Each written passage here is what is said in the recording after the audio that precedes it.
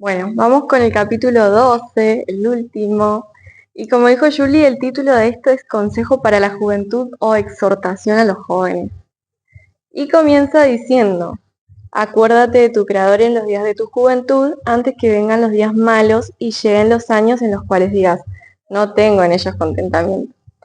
Y acá habla de que la juventud es el mejor momento para entregarse a Dios y los días malos se refiere a la vejez y a la dificultad de vivir sin energía, ¿sí?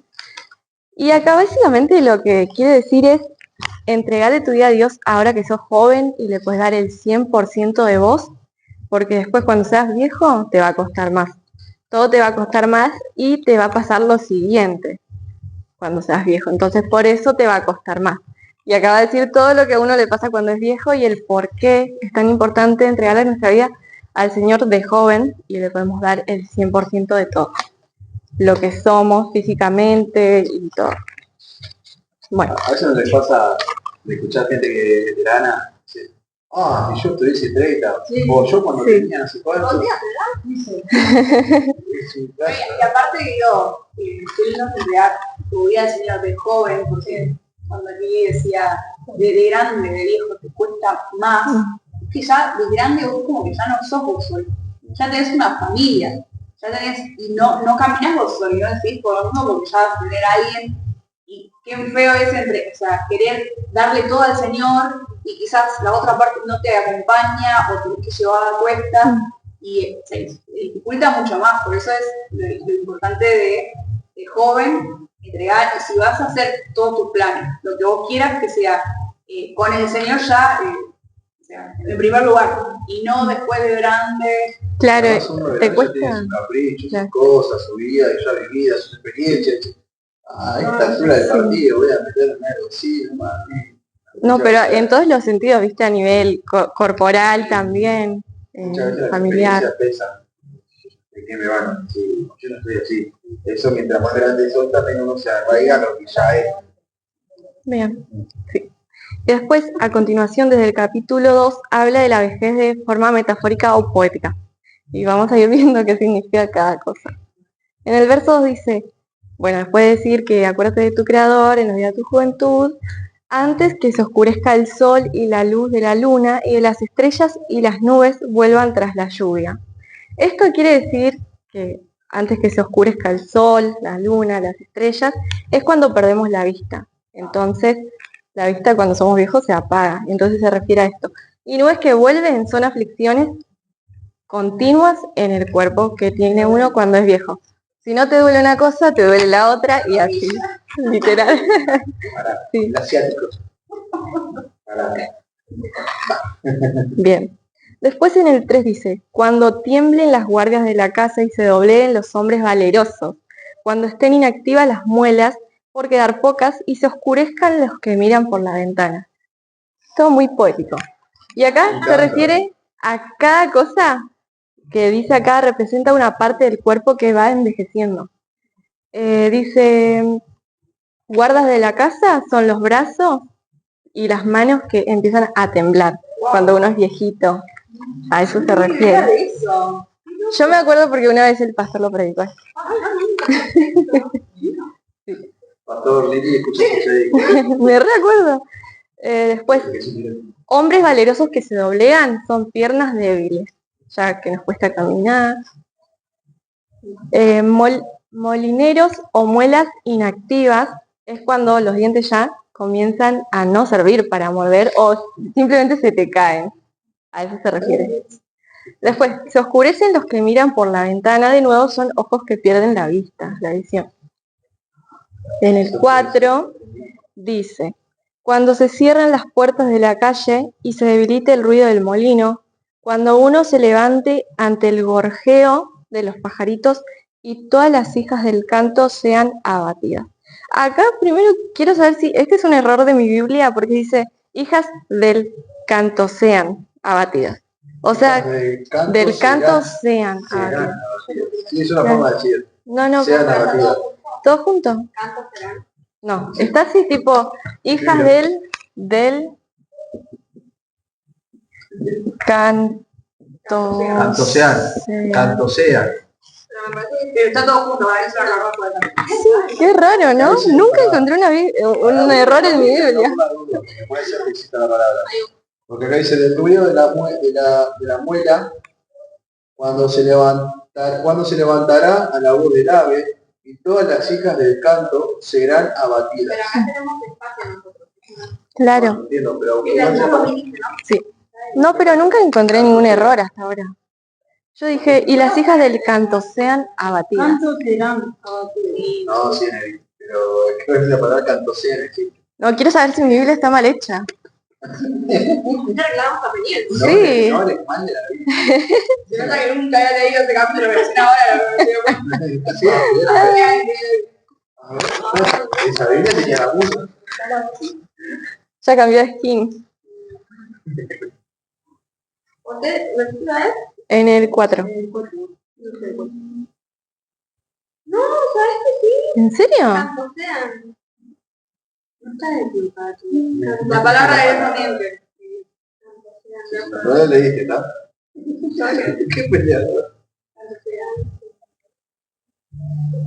Canto en el cielo. Pero, o sea, está mal escrito porque hijas del canto No, sean pero no está mal. abatidas. Si ahí en la internet está igual, o sea que es así. O sea, esa Biblia. ¿No? Es raro que sea 2015 y no sea más clara que... Claro. Eso es el 2015. ¿La realidad? El año Luli. Never. Forma tradicional de canto en la música y cristal. Acá, o sea, mira, en la Biblia, en Reina Unida 2015 está todo junto. Pero cuando yo lo busco con el tema lo separo. Como que para... Pero no hay una diferencia entre canto sean y canto sean. Dice, acá dice, el cantosean se refiere a cantos o himnos que tienen origen o contenido en la Biblia. Estos cantos pueden ser salmos, cánticos o himnos que utilizan contextos, temas o enseñanzas de las escrituras. Todos juntos.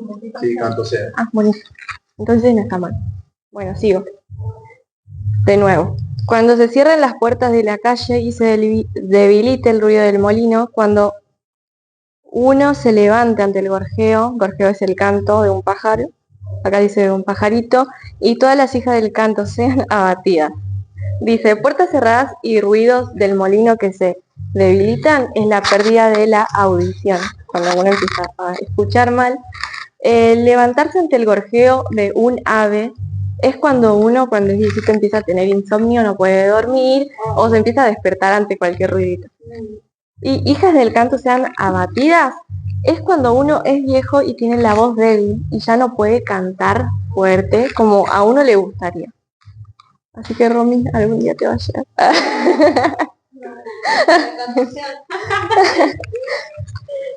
Canto sean abatidas. Bueno, el 5 dice, cuando también se tenga miedo de la altura y haya horrores en el camino, cuando florezca el almendro, la langosta se arrastre pesadamente y se pierda el deseo.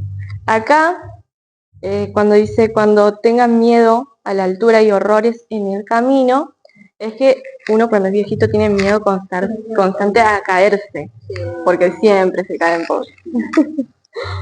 Después, almendros que florecen es la aparición de canas, porque los almendros cuando florecen son blancos. Entonces son esas canas que aparecen cuando uno empieza a envejecer. Y te va a pasar a vos también, ¿sabes?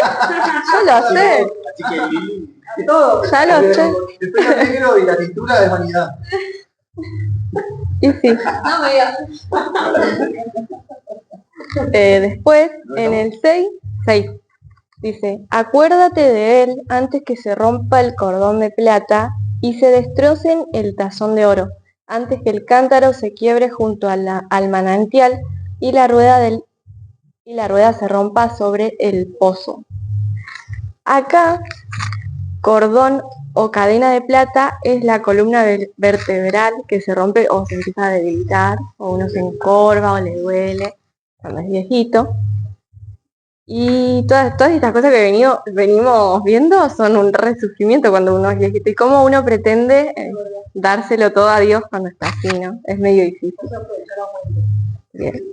Tazón de oro que se destroza es la cabeza y el cerebro que comienza a fallar y a funcionar mal. Cuando ya estás medio que no recordás las cosas, demencia, te olvidás.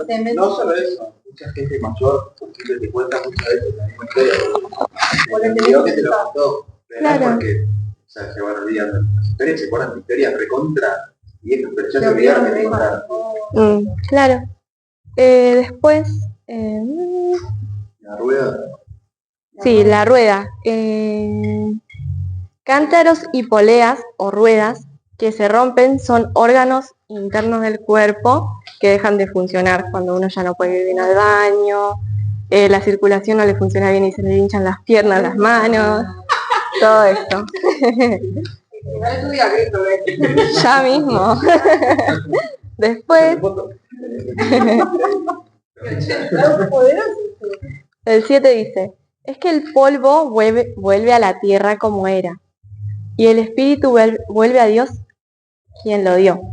Y acá es una revelación de Dios que tuvo Salomón sobre la vida después de la muerte o el destino del alma. En la Biblia, en el Antiguo Testamento, hasta ahora solo se hablaba del cuerpo que vuelve a la tierra, al Seol, y nunca se hablaba de qué pasaba con el espíritu de una persona. Entonces, esta es la primera vez que en la Biblia, en el Antiguo Testamento, se dice claramente que el destino del espíritu al morir es que el espíritu nuestro vuelve a Dios, si es que nuestra vida es de Él, ¿no? Tengo una pregunta. Porque algo de esto ya se tocó, perdón que te lo diga, porque ¿se acuerdan cuando hablaba del tema de los animales? El alma era. El alma, era el alma, ¿no? Como que, pero no era tan era como que el ser humano no puede distinguir a dónde va el alma del animal y a dónde va el alma de la persona. Sí. Como porque somos lo mismo y... Pero no es como nosotros dijimos, claro, el ejemplo. Sí. No es que estaba acá. No, pero lo nombramos, algo de eso, dice algo del tema de los animales. Sí, lo dice. No, lo dice. Pero tiene que ver eso, o sea, en cierto modo está hablando de... sabemos que el cuerpo viene del polvo y del polvo. ¿Qué pasa con el alma? ¿Qué pasa con el, en este caso? Voy a decirlo del espíritu. El espíritu sí, creo que la primera vez que lo dice ahí. Sí. Pero algo de eso ya... Sí, creo que era eso del alma. Bien. Bueno, y eso, que esto se lo reveló Dios a Salomón porque hasta ahí no se sabía muy bien qué pasaba con el espíritu de uno, siempre se hablaba del Seol, que no se sabe qué pasa después, pero acá lo dice explícitamente, ¿no? Que nuestro espíritu vuelve a Dios quien nos lo dio. Después en el 8 dice, vanidad de vanidades, dijo el predicador, todo es vanidad, de nuevo. Después dice, conclusión del discurso oído. Y en el 9 dice, y cuando más sabio fue el predicador, tanto más enseñó sabiduría al pueblo. También sopesar es como tomarse un tiempo para analizar algo con mucha profundidad. Sopesó, investigó y compuso muchos proverbios. Acá dice que Salomón no guardó su sabiduría para él mismo, sino que también la usó para enseñar al pueblo. Y después nos dice, la palabra de los sabios son como aguijones y como clavos hinchados son las palabras que forman parte de una colección que son expuestas por un pastor. Acá nos habla que las palabras de sabios son como aguijones, o sea que la sabiduría verdadera a veces nos pincha, nos incomoda, pero es una guía que marca el camino que tenemos que tomar. Entonces a eso se refiere. Después el 13 dice, esto sería la conclusión de todo lo que se dijo, de todo el libro, dice, la conclusión de todo discurso oído es este. Teme a Dios y guarda sus mandamientos, pues esto es el todo del hombre. Guardar sus mandamientos, ya sabemos, que es vivir como a Él le agrada, como Dios manda, y esto dice que es lo que hace que nosotros le encontremos sentido a nuestra vida. El guardar los mandamientos de Dios y también uno de los principales es que temamos a Dios, que es reverenciarlo y honrarlo con toda nuestra vida. Entonces, más allá de todo lo que dijo Salomón, dice que estas dos cosas son las más importantes, temer a Dios y guardar sus mandamientos. Después el 14 dice, porque Dios traerá a juicio toda acción junto con todo lo escondido, sea bueno o sea malo. Eso quiere decir que nada es oculto para Dios y Él juzgará todo lo que nosotros hacemos, incluso lo que nadie ve. Y esto nos lleva a pensar que nuestras acciones tienen peso y que Dios va a juzgar todo lo que nosotros hagamos. Así que bueno, este es el fin de Eclesiastés. El fin de todo discurso es que teme a Dios y guarda sus mandamientos. Así que bueno.